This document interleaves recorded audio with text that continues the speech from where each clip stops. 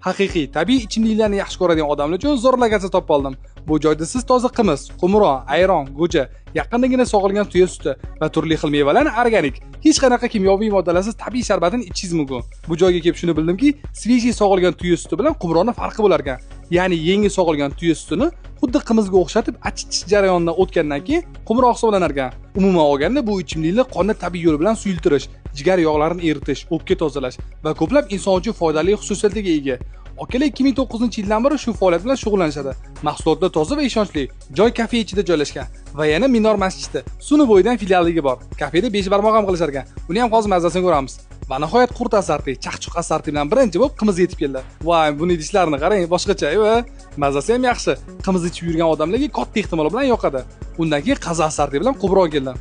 Maza. Undan keyin mevali sharbatlar. Tabiiysi babi boshqacha-da. Boyayotgan 5 barmog'im shu edi. Endi har ehtimolga qarshi faqat ichimliklar demaylar deb sizlar uchun ko'rsataman-da. Mazasi yaxshi. Bemalol krudi bollarni olib, yurlaring zo'r joyga boraman deb qo'rqmasdan olib kelsangiz bo'ladi. Manzil Uchtepa tumani Bog'iston ko'chasi 131-uy. Aniq lokatsiya Telegram kanalda bor.